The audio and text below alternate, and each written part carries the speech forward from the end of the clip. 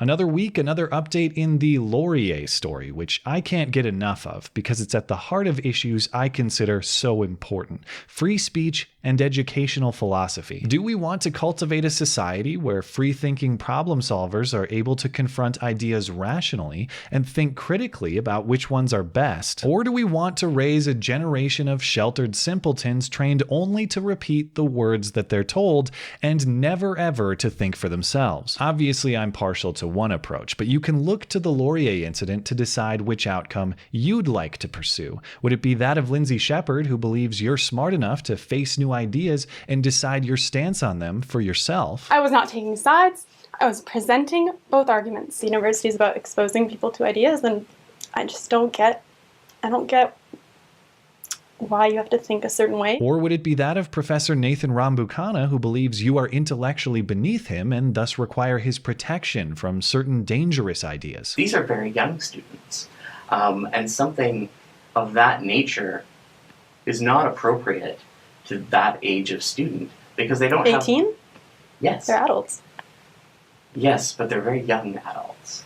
They don't have the critical toolkit to be able to take it apart yet. I spoke last week about the university president's response, about Professor Rambukkana's response, as well as the campus Rainbow Center's manufactured victimhood in the time after this recording's release. But there was one response I was still waiting for, a response from The Agenda, the show that hosted the original debate between Jordan Peterson and Biological Sex Isn't Real Man. Basically, it's not correct that there is such a thing as biological sex. Or woman, or whatever it is. Basically, if you think biological sex is real, I dare you to try to determine mine. Now, to the extent Lindsay Shepherd was censured simply for playing a clip from that debate on neutral terms, it seems to me implied that the show's host is also morally suspect for allowing that debate to happen on neutral terms. Perhaps the Laurier professors would say there's a difference between the classroom setting and a public debate setting, but to me, the question stands. If it's morally suspect for Shepherd to play the clip at a public university,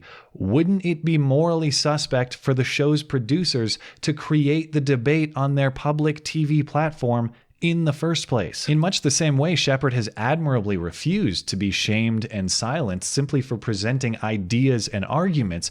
I was hoping we'd see something similar from The Agenda and its host Steve Paikin. I was hoping they would defend the integrity of their program. If they have, I've missed it, which is unfortunate. I believe they are creating a quality product that is fair to the variety of perspectives it hosts, and they should stand up for it. But at least the show has addressed what happened at Laurier. The show hosted the university president last week to explain her perspective on the incident more fully, though it is frustrating on any question of substance. She just defers to the fact that there's an ongoing investigation. I don't know what happened in that classroom, and so that is why the university is undertaking a third-party fact-finding activity in order to better understand what happened. I'm going to skip the next three questions then, because they're kind of along that line. It's not satisfying, but I understand there's a process underway in which she must remain neutral. Fine. She does add one claim of substance, though. She says this incident is isolated, an anomaly.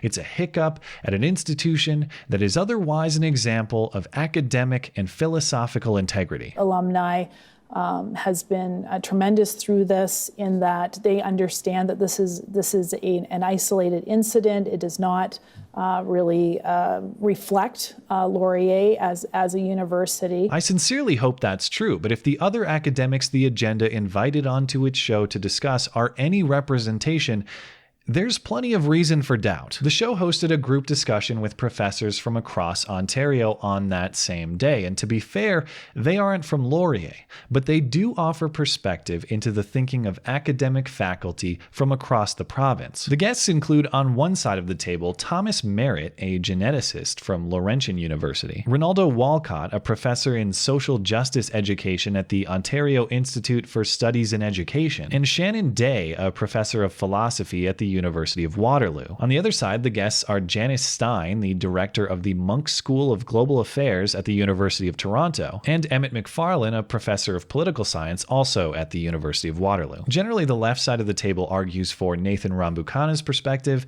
and the right side argues for Shepard's, responding to this question from host Steve Paikin. The incidents at Wilfrid Laurier University have certainly provoked a debate within academia and beyond on finding that sweet spot between freedom of expression and respecting the diversity of the student body. Is it possible to satisfy both of those legitimate aims?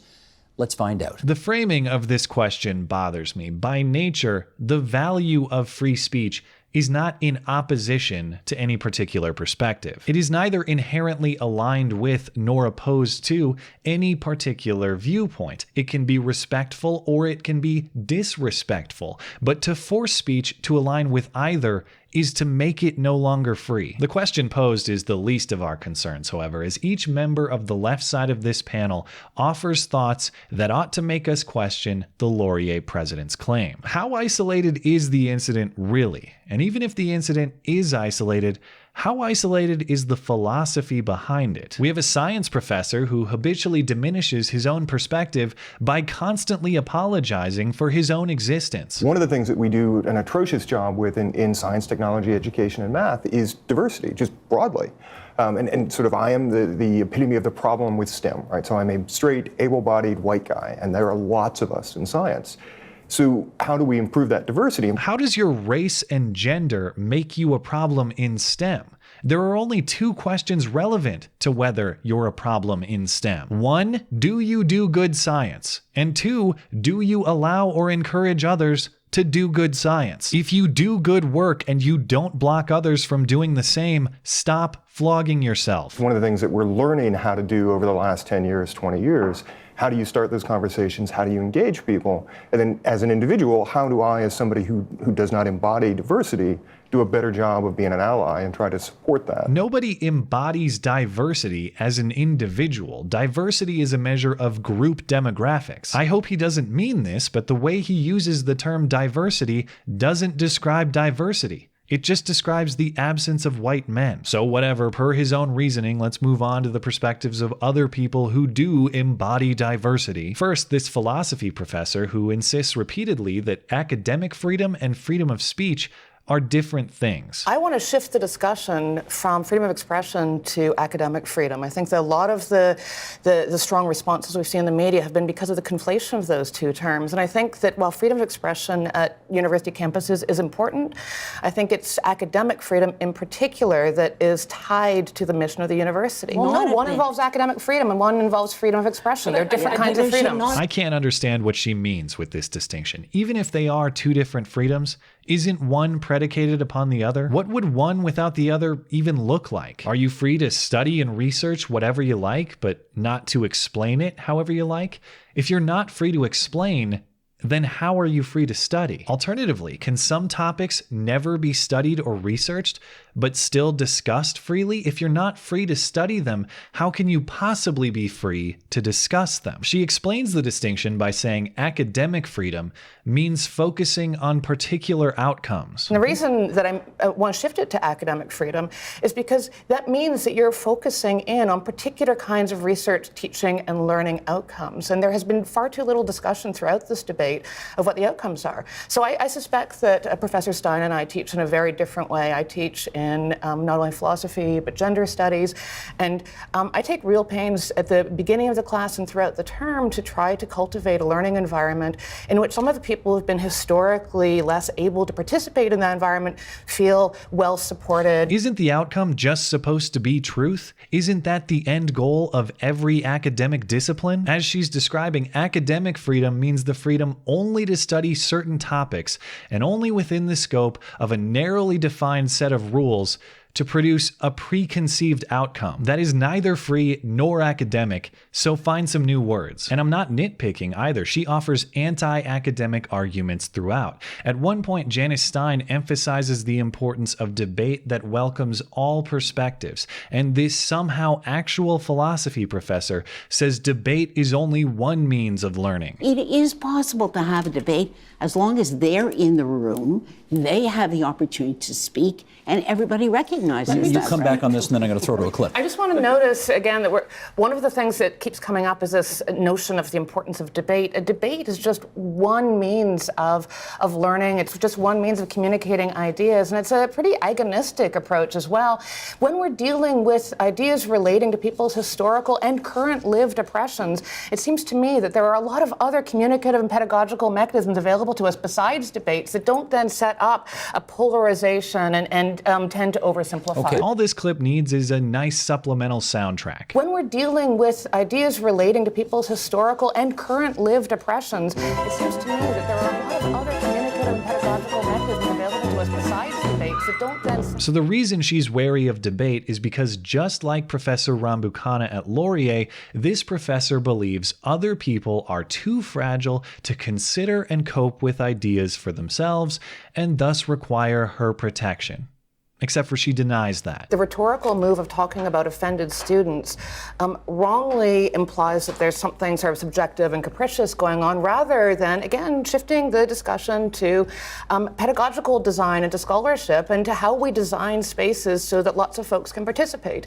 And if I've been the recipient of a lifetime of abuse and micro inequities because of my embodiment, my racialization, or my gender identity or something, that's harder for me to participate. Trans students are more resilient than anyone you have ever met because they have dealt with a lifetime of oppression and stigma. Okay, well, most people I know don't require protection from ideas or words. So if these allegedly victimized students you obsessively coddle are more resilient than anyone I know, they don't need the babying. You can't simultaneously argue they aren't weaklings, but they need a lesson plan and a classroom environment for weaklings. You can't simultaneously say they're the strongest people you know, but they also need impenetrable protection from micro inequities. Moving up the progressive stack to our panelist who embodies diversity the most, our Black queer scholar, which sounds like I'm using playground bully language, but I'm not. That is his actual field,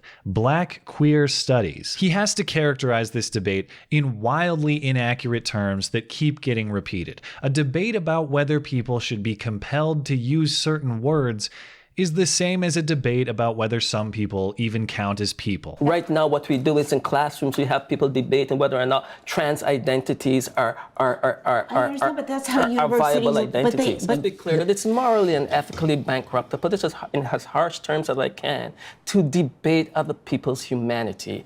If we can't begin there, then there's something fundamentally wrong with the university as an institution. Which is weird because this professor repeatedly blames everything on white boogeymen. Disagree with his arguments? You're using white supremacist logic. Academic scholarship has actually revealed the underpinnings of the university as a kind of white supremacist logic. The university is deeply implicated in producing certain kinds of logics of white supremacy. Don't find his arguments persuasive? That's because the marketplace of ideas is racist. The marketplace of free ideas has not consistently worked for non-white people. We should be honest about that. Jordan Peterson's success? That's because his whiteness makes him immune to punishment for his crimes. If I, as a black faculty at the University of Toronto, had engaged in the kinds of things that Jordan Peterson engaged in, I am sure I would have been drummed out of the university by now. Public sympathy for Lindsay Shepherd?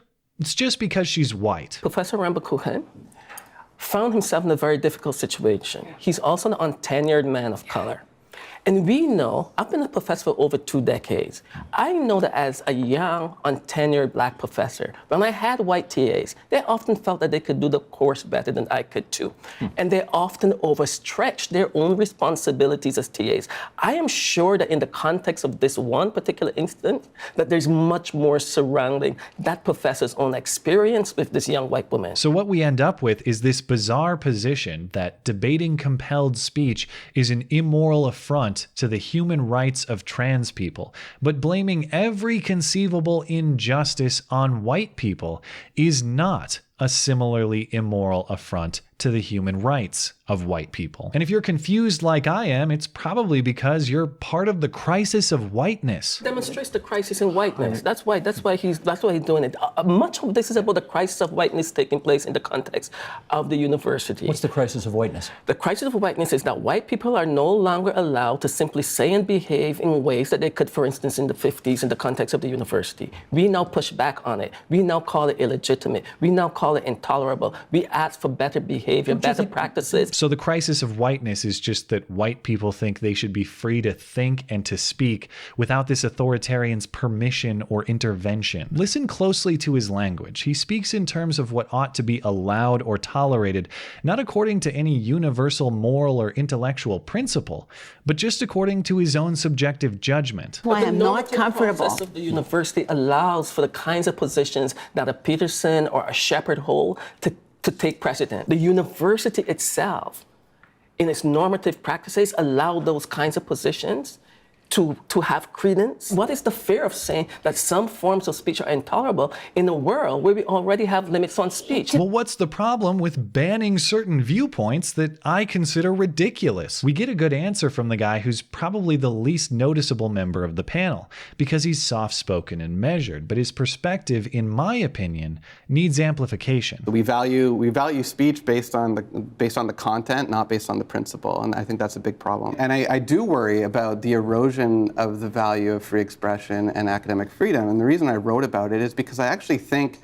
as much as there is a culture war going on, and there's hypocrites on both sides, the far right speaks a lot about free speech until they're getting criticized for the crap they're spewing, and they're hypocrites. But if we allow those voices to be silenced by university policy or by law, we are creating a culture, a systemic culture, where the value is weakened for everyone. This is the argument that the rest of the panel never addresses, and one that I think is crucial. If you can't support free speech for altruistic reasons, for the principle that humans should be free to think and to say and to hold whatever opinions they want, if you can't support free speech out of simple concern for your fellow man, support free speech for selfish reasons. Support free speech because banning someone else's viewpoint means yours can be banned too. If the standard is offensive speech has no place, that standard may seem fine to you if you aren't deemed offensive by the powers that be. But there's no reason to suppose you won't be when the people who form those powers change. Expect the standard to which you hold others to apply to you in the future. I hope these professors will consider those cautionary words. If we set the precedent of arbitrarily banning certain academic content, it seems to me that Black queer studies should be a primary field to consider for elimination. Lucky for you, I don't hold that type of unilateral authority. But understand, you are arguing that someone should. Thanks as always for listening and for supporting this channel. Always appreciate that thoughtful discussion down below, and especially over on Twitter. That is at ML Christiansen. You're always welcome to come hang out and chat in my live streams. Those are linked down in the description. Looking forward to it. Okay, bye.